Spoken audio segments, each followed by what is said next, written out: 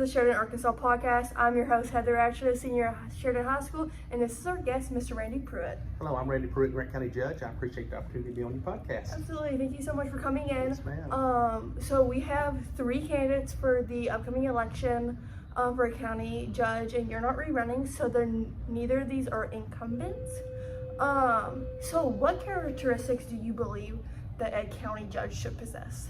I should be a person with integrity, of course, good character, good morals, an honest person, someone that's good with people and willing to and able to pull the community together when making big decisions. Okay. What would you like to see be done in the next term with whoever is elected? Well, we have a couple of projects ongoing. We bought the annex where we moved to the Oak First Baptist Church, and we moved the collector, the assessor, and now the revenue office, the state office actually in there as well. And of course, we have some of that that's not been renovated, so that'd be a good project to continue as funds arise or grant funding is available. And just continue improving our road system is a big project in itself. Okay. Well, with that being said, we're going to continue on to talking to our candidates for the county judge. So that'll be next.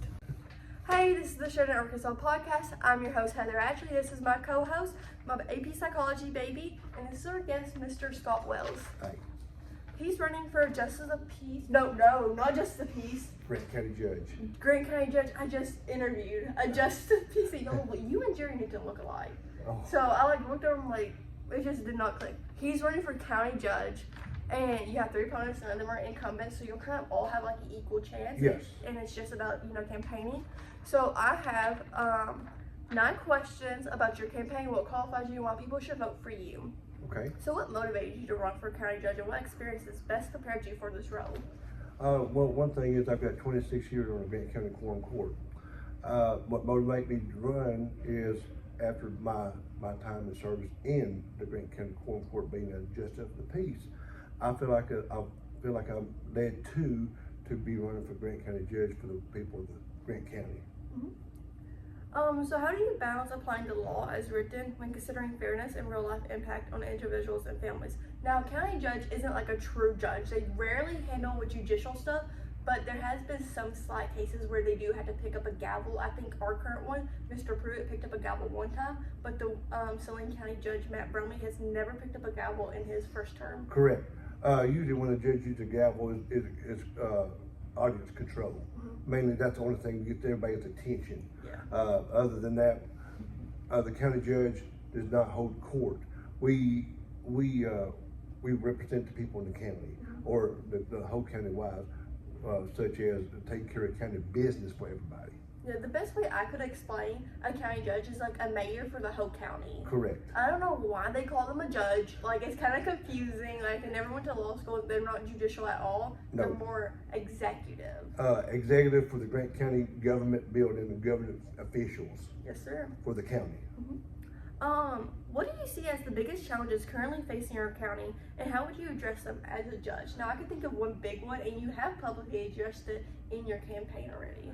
Yes, I think the biggest thing right now is the data centers want to come to Grant County, and I would think I'm against it, but I want to hear the voices of the people in the county as well. Yes, sir. Because they are the residents, they are the voice of the county, and I think that should be important.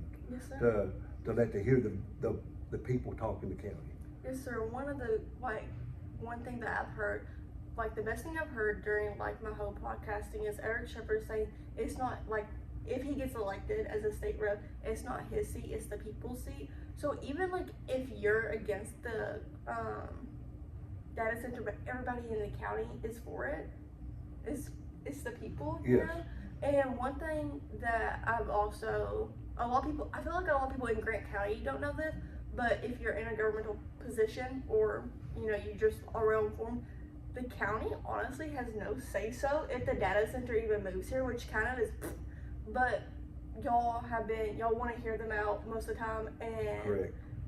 y'all try and work out noise stuff and water issues and just trying to solve that before. Yes, a lot of things behind the scenes, yes. Yeah, that not everybody in the county will know, and they don't know how it works. Right, but I think that's why we have that's when we need to have what we call a countywide community meeting Mhm. to get everybody on board, bring them in when we have a special meeting for the data center, and let the people hear Yeah. the specialists and everything, why we need it or why we don't need it. So how will you ensure impartiality and avoid political or personal bias when making decisions? My decision is made by the people in the county. I like to hear the voices of other people. I like to hear their comments or concerns. Maybe it might be something I might be overlooking. Maybe I might not be aware on some things that some of the residents of the county knows, and they have data, research that came back, and I like to hear their side of a story and their point of views, and then I make my final decision as judge then. What role should a county judge play in collaborating with law enforcement, social services, and local government officials? Repeat the question. What role should a county judge play in collaborating with law enforcement, social services, and local government officials? What role he plays? Well, the county does budget like our law enforcement, our fire departments and stuff. So we have to be open-minded to help everybody. Now, I'm like this. I think we ought to be equal, fair, and share for everything. I think all the law enforcement should be brought up to all the trainings. The fire, rescue, etc. should be educated enough and bring all the training that they need updated. I think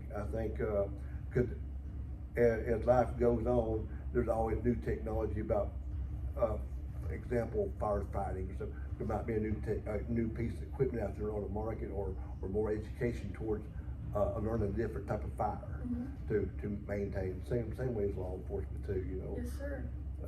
Background checks and faster response on human identifications and stuff like that. Yeah, one thing that our EAST program is actually working on, we have a group of, I think, 4 or 5 boys working on making a firefighter VR thing so they can train and in this VR set for firefighting. Right, that's a good thing. Yeah, and I just thought that was like the smartest thing that I've like ever heard, because you can practice and like train to be a firefighter and not even have to get in the fire yet. Correct. So, like a simulator. Yeah, exactly. So can you describe a difficult decision you've made in your career and how you've handled accountability and public trust?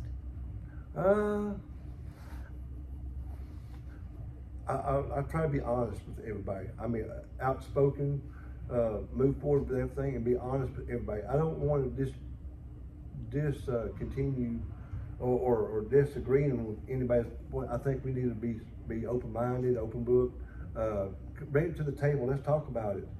Make a fine decision on that. I don't know if that's the best way you can answer your question, Hey, but good enough answer, honestly. just be honest with everybody. Yeah. Don't mislead them. Yeah, honesty is honestly some of the hardest decisions sometimes. Yes. Like sometimes you don't want to be honest, and you have to be the better person and be honest and Correct. be transparent. I don't want to disregard anybody, but I want to hear everybody's point of view. Exactly. Be honest with everybody. Yeah. So you kind of already touched up on this when it comes to transparency.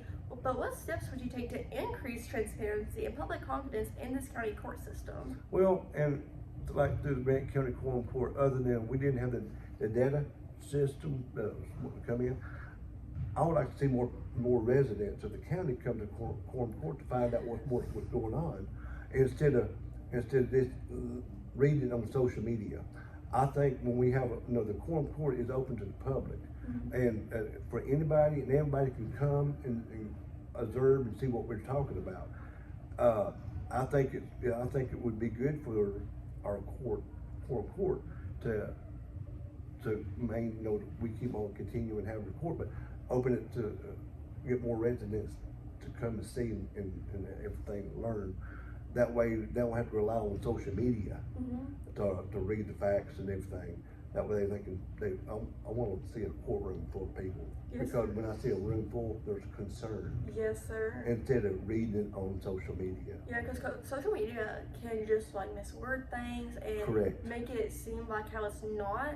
And I've been meaning to attend a quorum court meeting because I mean, like, this is like what I do, and I've talked to so many of the justices of pieces and interviewed justices of pieces. Monday night, 6 o'clock. Next Monday? This coming Monday. Oh, I'm marking my calendar. So Be glad to have you. yes, that is something I would That way you see how the county government body works. Yes, sir. As we form as a quorum court, and you can come and observe that and see how we take care of county government business. That'd be so Okay. cool to see. 6 o'clock Monday night Hey, don't at the worry about courthouse. it. Hopefully I'll get it posted before then. Oh. So for my last question, how at the end of your term, how would you measure success if elected? I measure my success because I've got ideals for the county. Once I become county judge, I'm gonna put some of my ideals into effect, and it's gonna be benefiting the county employees very, very well, and the residents of the county very well. And I'll measure assess my ability by the end of my term. Okay. Well, that's all the questions I had for you. Thank you so much for coming back and for letting me to re-interview you. I originally lost your footage. Well, we lost 3 SD cards in the classroom, so we don't know where like a lot of our footage went. But you were the last one I had to make up, so all of my videos should be posted soon. So thank you so much for coming onto the podcast. And Heather, you're doing an excellent job. Thank you so much. But that's the Sheridan, Arkansas podcast. I'm your host, Heather Ashley, a senior at Sheridan High School. This is your co-host, my baby, for AP Psychology, who is 1 year old today. And this is our guest, Mr. Scott Wells, running for county judge.